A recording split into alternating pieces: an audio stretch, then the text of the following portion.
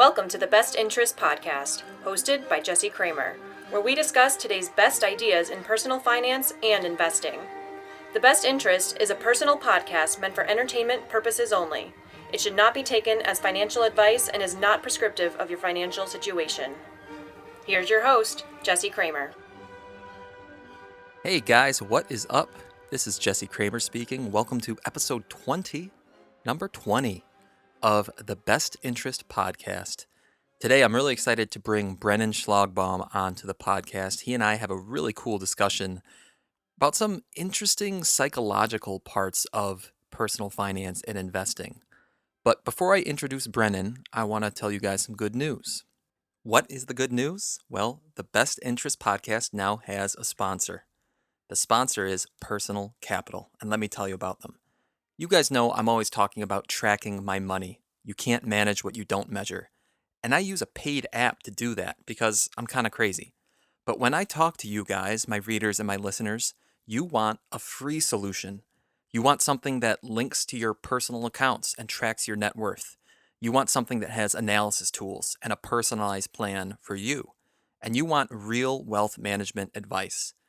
The free answer is Personal Capital. Personal Capital is an awesome tool, and it is hard to believe that it's free. And the world agrees.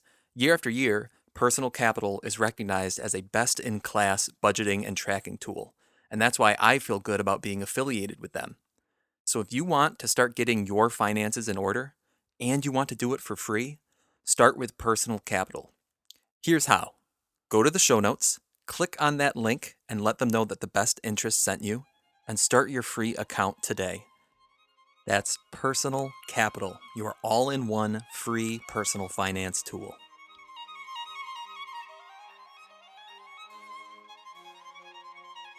My guest today does boots-on-the-ground work one-on-one with real people looking to make progress from their financial struggles. So that work, along with his excellent ebooks, have gotten him noticed. He has over 50,000 followers on Instagram and over 10,000 on Twitter. He recently launched perhaps his biggest work yet. It's an online course called Budget to Financial Freedom. And on top of all that work, he's a certified accountant by day. So I suppose you could say that finance is a significant part of his life. And I'm very excited to pick his brain today.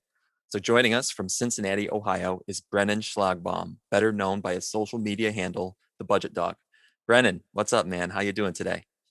Hey, Jesse. Thanks for having me, man. Absolutely. Thank you for coming on. I just hope I don't get swept away from the tornado and monsoon happening outside my house right now. Well, that's funny. We got that last night. It was very brief. It was like little popcorn storms or pop-up storms, whatever they call them. But 3 a.m., we had big thunder and hail roll through over here in Rochester. Yeah. We'll see if we get some good sound effects in the background today. But I wanted to start, Brennan. I'm assuming some of my listeners, they don't know you, but I think they ought to know you. So can you give us a little, maybe 2-minute elevator pitch about your story and how you got involved in this work and what it's been like for you? Sure. Yeah. So I started about 2 years ago with the @BudgetDog through all my social medias. And a little bit of background before that actually started was kind of what drove up to that point. So 10 years ago, I'm dating myself now, but 20 years old, I was in college. I was ready to get that degree. That's all I went my whole life. I was that was my aim. That was my goal. And I was taught that college, 9 to 5, that's the thing to do. You're a success if you achieve that. And so that was everything I knew. And I got to the end of college and I realized I had $40,000 in student loans on my plate. And I had multiple other, loans on top of that. We got a house right after that. Of course, the car comes. Of course, the wedding ring comes. Of course, the bed that I slept in comes.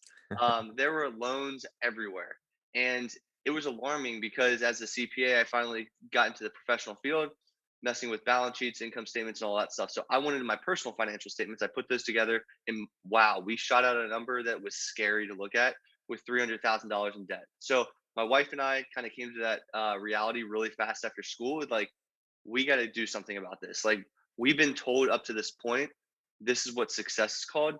And we're sitting there staring at a 300,000 plus dollar debt. And that's considered normal. And to us, we're like, where is anybody saying anything about this? Like, why is nobody like yelling and screaming like this is not okay? And so we got on a plan. We got on a budget. We had a balance sheet. We learned how to maximize, how to use that, you know, end of the month amount over from the budget and move that toward the balance sheet to reduce that debt and use the amortization schedules to map out the plan. And so we did that, and we realized non-mortgage debt of $76,000 could be done in about a year and a half. We knocked it out in a year because of the intentionality behind it. Once we got in that plan, we're like, we need to make more money, cut more things. Let's get this thing done faster. And it ended up being a whole year. All bonuses and that stuff went to it. So fast forward is we went through that process. We were able to do all that, and I was like, hey, I need to start. I loved the process in a way. I loved and hated it, but I was like, let's find a way to help more people do this exact process and plan that we just did, because this is definitely helpful. So I took it to friends and family, and I started helping them, and they loved it. You know, there was some friends that were like, "Wow, you just like changed a lot of how I looked at things. Like, I can't believe like I had that much debt, or I was able to pay it off that fast. I thought I was in debt forever. I had no idea I could do it in 1.5 or 2 years." And so I started thinking, I was like, this is catching on, but I don't have the marketing, I don't have the business behind it. So how do I do that? How do I reach as many people? And so that is where Budget Dog came into play. I started a social media account. I had no idea what I was doing with social media. I used social media. I grew up in that age, so I knew what it was, but I didn't use it for a business. I was just mindless scrolling, and so I had to learn a lot. And so there was a learning curve that was associated with that. It took 16 months to really get going. So I had 16 months of pretty much no sales, no revenue, and it was just kind of an account, right? And so October 2020 is really when it started picking up. I wrote my first book, and had some products out there. Was working on a course, got linked up with Chris Johnson and the Wall Squad, which is the shirt right here, Get Money by Income. And there was a lot that just all of a sudden sprung forward. So it was like that 16 months kind of sucked. But once I started going, and all of a sudden clients were signing up with me left and right. You know, June 2020, right now, I've had over 30 clients sign up with me, one-on-one consultations, whether that's a full financial plan or just kind of a general conversation with the starter kit I offer. And wow, it's been amazing. So that's kind of where Budget Dog came from, kind of my personal unique story, and I spun it into a business really fast. That is awesome. So let me see if I get this right. So 300K in total debt in your early 20s, 76 of it was non-mortgage. You guys, you and your partner, your wife, pay it off, at least the 76K really fast. And I know in the background you're also paying down your mortgage aggressively. We will come back and talk about that, I hope. We better talk about that one. And then share it with your family. It goes really well, which I can totally relate to, because really the best interest started as me sharing content with my coworkers, with my friends and family, and them saying, hey, why don't you throw this online, see if it sticks? So totally get Right. that. Social media, oh, I completely agree with being a consumer of social media and never really understanding or even thinking about how to leverage it as a tool. That's really Right. only something I've started thinking about in recent months, and it's cool to see it build. And I love the story, Brennan, of kind of seeing flat results, not much traction for 16 months. But then, really, what's going on in the background is all your work is compounding. You just don't really see that curve growing yet. It still seems pretty flat. But a couple Yep. things fall into line, and next thing you know, your proverbial rocket ship is taking off. So congratulations on that. And a little bit on that, just to touch on some small businesses out there listening to this and saying, "Hey, when is this thing gonna hit? When am I gonna make it?" And I still feel like that today. Like some people might consider like what I built pretty successful, but I look at it as like I want to go to that next level. I always want to hit the next level. So small businesses out there thinking about like, "Hey, when's that time when you don't really know?" And the 16 months, I look back and it's easy to see 16 months. And if I was like, hey, it was only going to take 16 months, this would be easy to start and do it. You don't want to get hung up on a specific timeline. Just realize the work that you're putting in will compound, like you said, and it will play out into your favor if you're putting out good quality content that people like. So stick with it. Mhm. That's a great tip. That's a great tip. And I'm curious, you mentioned you're always pushing for that next level, that you're reaching for higher goals. Do you have a long-term goal for where you see Budget Dog, whether it's is it a business that supports you so that maybe you can leave the CPA career behind and you're going on your own?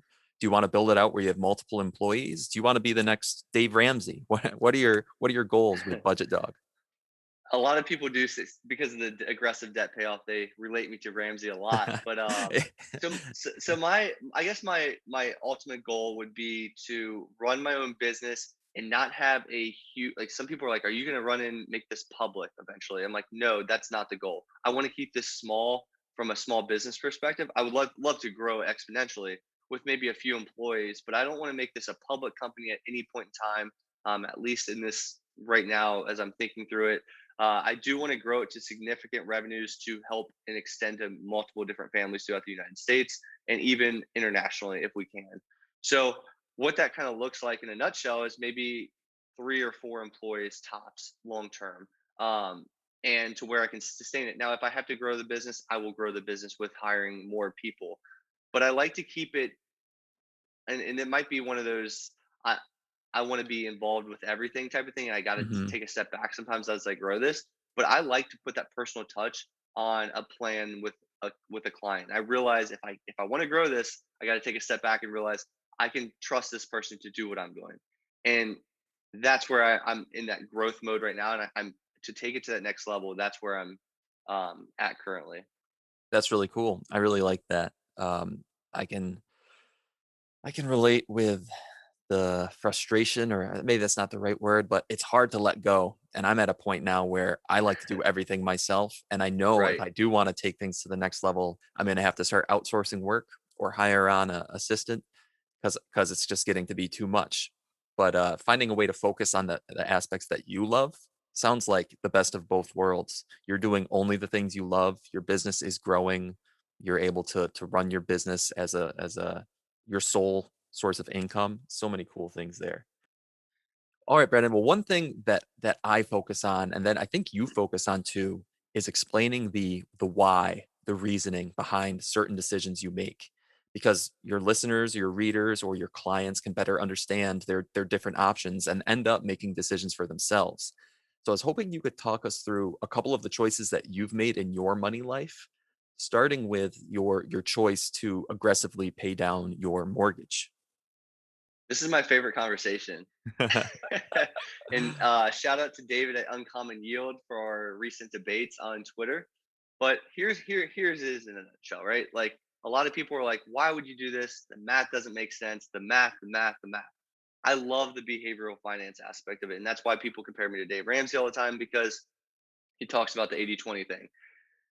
In my opinion, I think money and I think life is way more behavioral than a dollar amount or a math equation. That's just me personally, and I've understood that through different decisions I made throughout my time, i.e., the mortgage. Right. So we were, of course, paying off that $76,000 of debt in one year, non-mortgage debt, and we got to, I don't know, I can't even remember exactly the age, maybe 26, 27 years old when it happened. We built that emergency fund. We made sure that was set and forgotten about. Started investing aggressively, right? And so we paid a little bit extra to our mortgage, but we weren't like super aggressive right off the bat. So we went maybe a year where it was like, a little extra, maybe $200, $300 a month.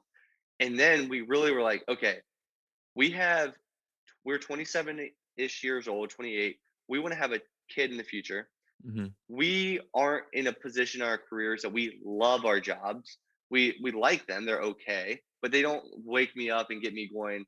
And when I started Budget Dog account and I realized how much energy and enthusiasm I had each and every day when I woke up on the weekends for it, I was so energized. I would wake, it's kind of like right now, like, I love to wake up and think about this and do this every single day. I have multiple client calls today after this podcast. And I realized over the first 6 months, I was like, okay, this is starting to be a thing. And this is, I know it wasn't revenue driving, but it was something I really liked to do.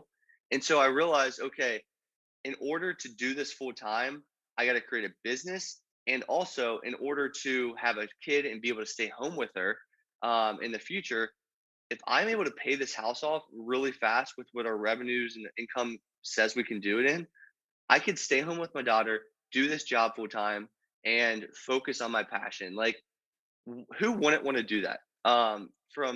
Obviously, we're going to lose a bunch of revenue when I quit the job eventually, because that's the Mhm. plan, that's the exit plan. But I don't care. That's not what I money does not drive me. A lot of people think I do because I'm a money account. Money does not really ultimately drive me, but freedom and time freedom with my daughter, having my house paid off, that's what drives me. And so I looked at it as, okay, obviously, if I continue to invest in a taxable brokerage, yes, in 20, 30 years, I would have more money. My net worth would be higher, all that kind of stuff. But what would happen now? And so a lot of people say, well, look at the long-term future. I agree. I'm very long-term outlook type of guy, but you also have to look at your life now. You don't want to sacrifice your whole life to get to the future. So when you're 70, you're like, oh, I finally made it. And that doesn't sit well with me. So I kind of like to balance the two. And while I'm very focused and intentional in the now and the future, I also want to maximize the now. And so if I wasted all 20 years with my daughter, she's off to school, but hey, my net worth's 500,000 higher. Like, does that really, what does that do for me? So that was the whole driving factor behind the house. It was like, I can stay home with her, be a present stay at home dad for 20 years, 18 years, and not have a mortgage payment, and eventually get my wife to the same position where she can stay home as well. That's what drives me. And so that's where the mortgage debate came from. And that's exactly why I'm paying it off early. That's a beautiful answer. So it sounds like personal finance is personal.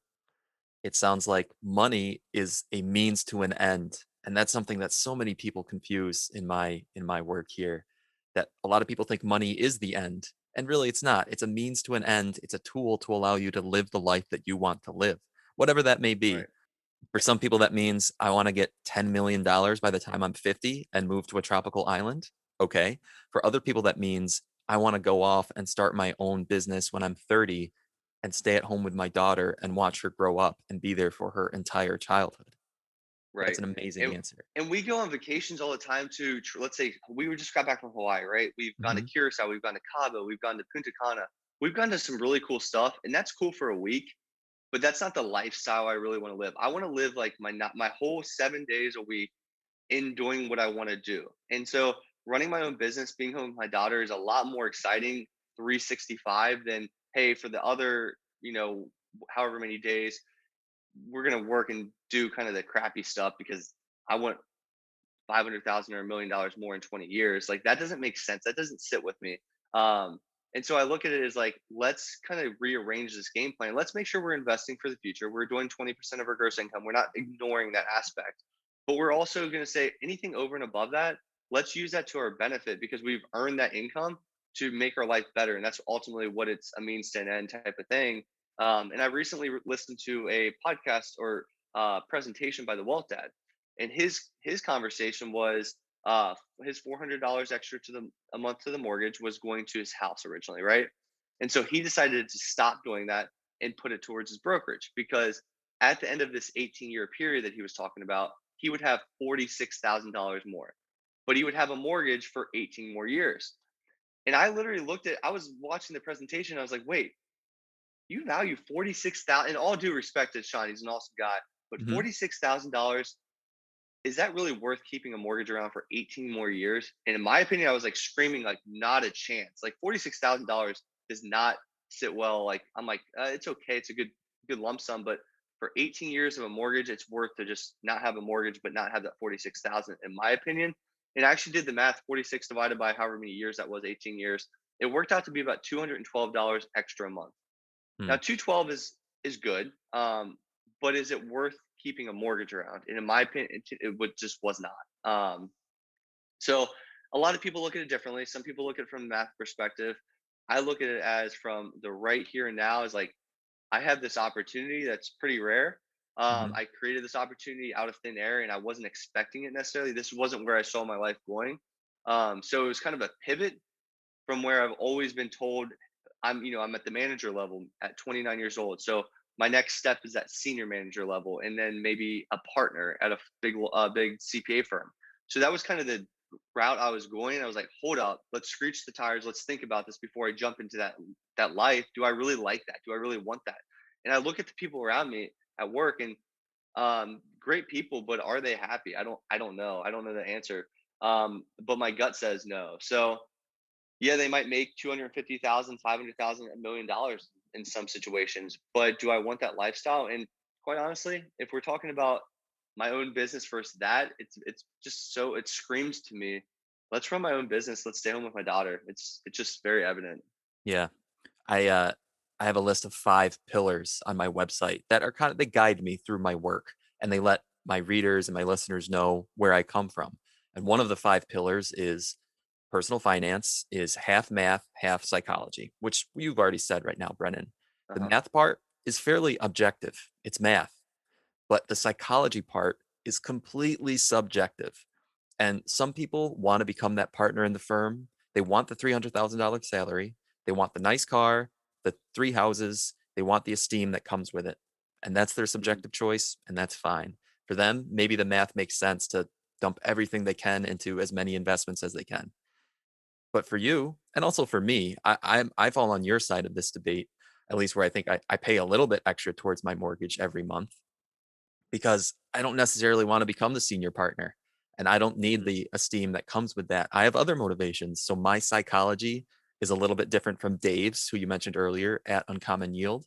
It's a little bit different from some of the listeners probably who want to maximize their returns. We each have a different psychology. Right.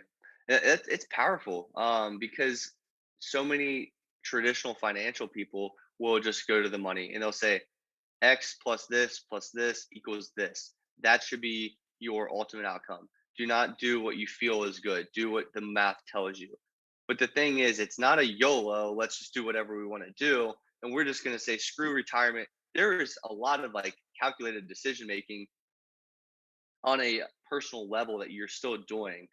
And another thing is the inputs that often people are using are just traditional inputs. That life doesn't play out like that.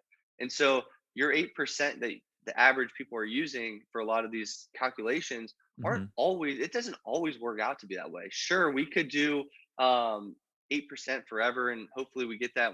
That would be awesome. But if you look from certain periods in time, your 8%'s 0%, to be honest. So if in fact I was paying off my mortgage during one of those times, it would actually work in my favor from a math perspective too. And people often forget that because I think the generation we're in hasn't really experienced an '08, living in an '08. Most people, obviously, March 2020 was a pretty hit some people hard, but there was nothing like 2008. And at that age, I was, I think, 12 or so. I think I was 2008. No, I was in high school at some point. I think I was a sophomore in high school. Hmm. Um, but the thing is, like, people forget like risk and risk adjusted returns. And I think they need to start to factor those things in when they make these math decisions, not just the best case scenario type things. Yep.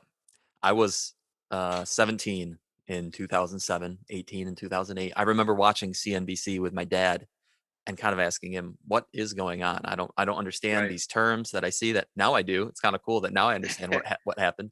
But I remember being confused. But going through that now would be a completely different experience. I just posted some cool charts yesterday on Twitter showing the annual average return. And let me back up a step. You mentioned 8%. And for the listeners who don't know, 7, 8, 9%, that's what a lot of people use to estimate the annual return that they'll get from their stock investing. 7, 8, 9% per year. I just posted some charts showing 30-year returns for all rolling 30-year periods in the S&P 500 history. So 1900 to 1930, 1901 to 1931, et cetera, et cetera. There are a lot of periods in there where you only got 4% or 5% return on your Right. 30-year investing timeline. There are other periods where you got 10 or 11%, which is great. But what we're doing with paying down our mortgage is that we are guaranteeing risk free some return that's equivalent to what our interest rate is. My interest rate on my mortgage is about 4%. I'm not sure what yours is, Brennan, but we're guaranteeing that return risk free while also investing on the side. It's not like we're neglecting investing altogether. So I come from the point of view that it's a balanced approach and it's a risk minded approach instead of just It, focusing purely on numbers. right. Here's something I really, two things. So the my dad lost his job in 2008. Mhm. He lost his house. He lost his car.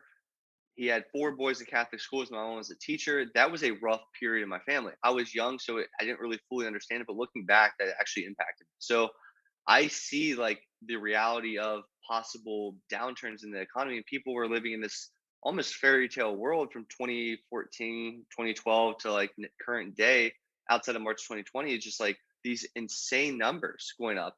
And they kind of forget, like, guys, there will be a time where, of course, the big gurus are saying the market's going to come crashing the biggest ever. And they could be right, they could be wrong. Who really knows? But the thing is, like, you have to be prepared for that rainy day. And you don't know if that's a rainy day or a rainy period. So people often forget that. And that was something that impacted me as well during that time. I love that mindset. You mentioned the bull run that we're on is absolutely a historic bull run that's been lasting now for 9 years and counting. Some would say 10 years and counting. I think the average return has been 13 or 14% per year over these last 10 years, which is way above normal. Earlier, I mentioned that 7, 8% per year. And it's easy to stand here now, especially people like you and me, Brennan, who really have only been investing in this last decade. It'd be easy for someone to look at one of us and understand if our opinion was dump it all in the market. Look what it does. It goes up 14% a year. But if we zoom out a little bit and get that slightly longer term view, we say, well, what about 2008?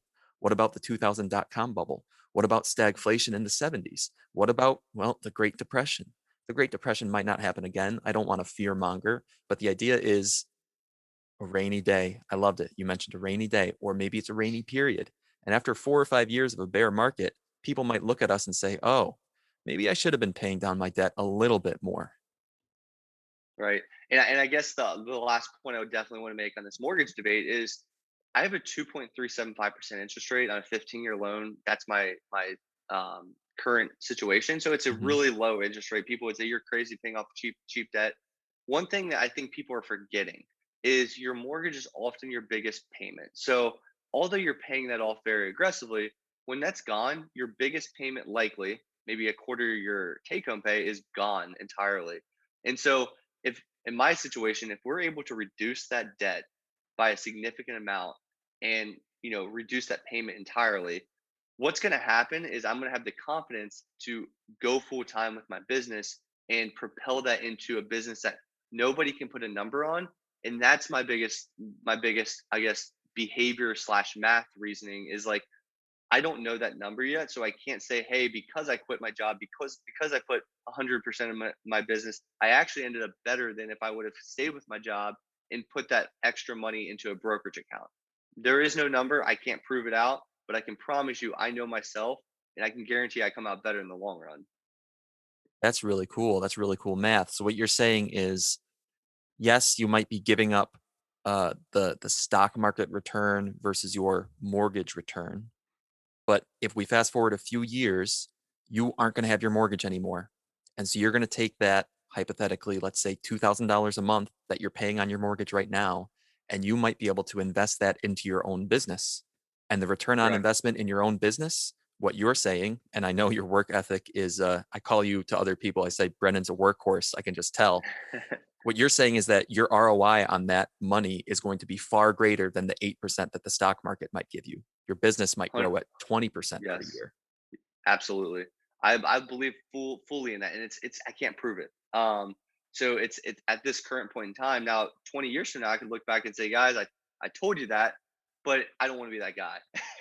Sure, sure. I get it. But that's the definition everybody on Twitter always likes to say, invest in yourself.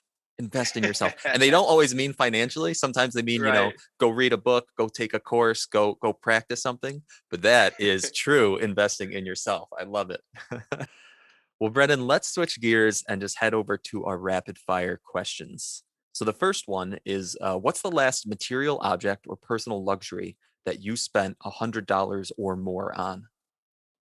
So I'm going to resort to my vacation because that's the easiest thing I can think of because that was way over 100 bucks. But I don't buy personal. I really don't buy personal items that are very expensive, hardly ever. So I would say my Hawaii vacation would be definitely that.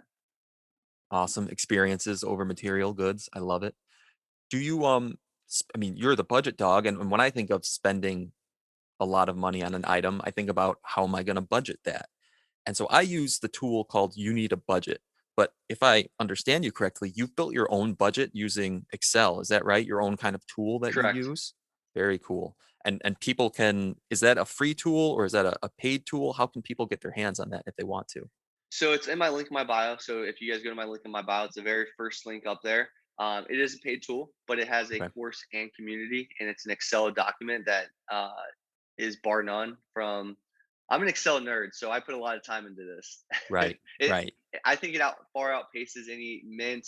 You need a budget, personal capital. In the course, I do talk about using those to input into the Excel sheet, but I think the output that you get is a little better.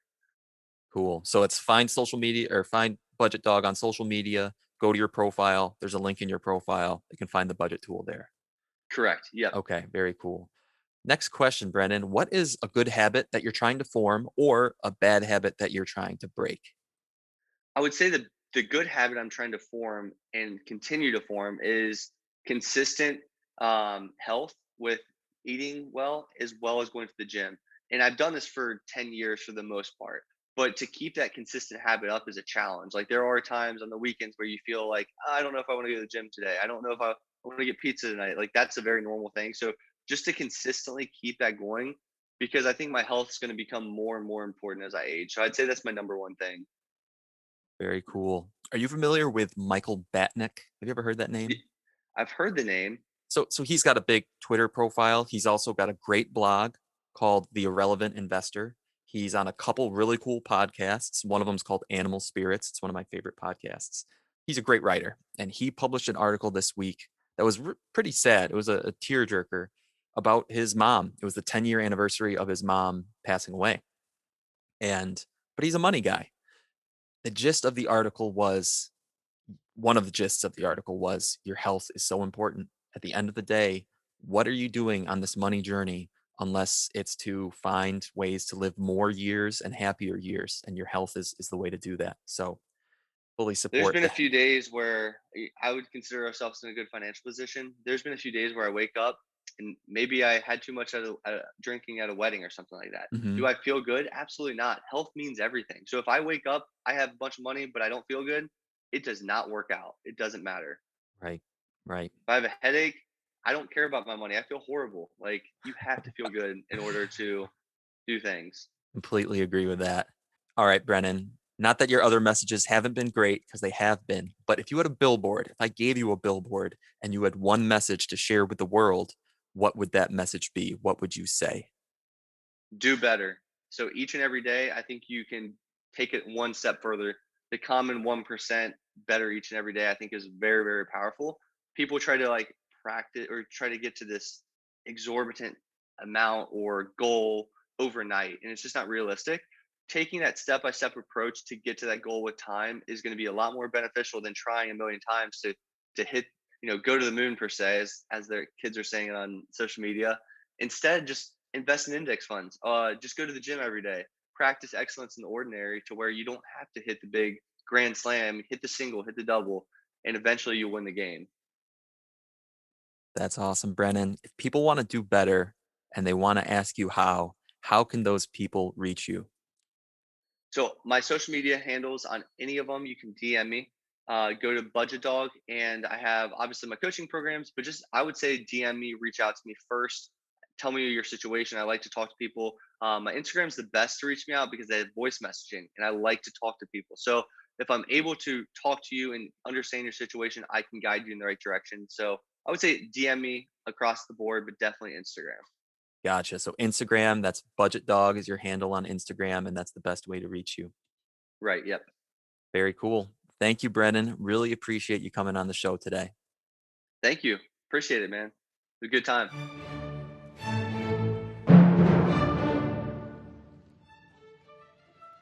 Thank you again to Brennan. I really appreciate you sharing your time and your insights with us today. And like Brennan said, you can go find him on Instagram or on Twitter at BudgetDog, and I will link his work in the show notes.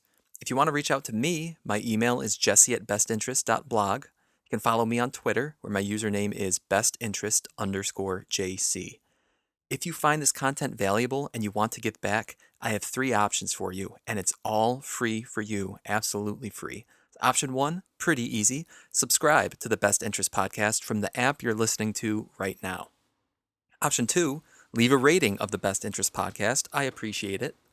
And option 3, leave a review. Tell me what you think. I read every single review I get.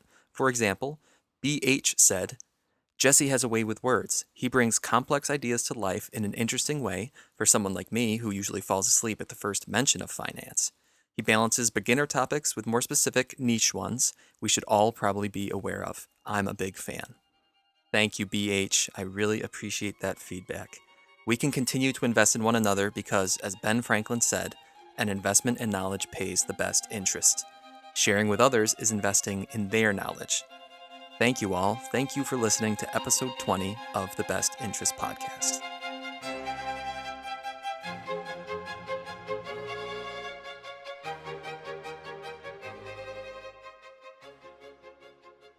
I want to get $10 million by the time I'm, for some people that meet, oh my gosh. Sorry about that. You're good.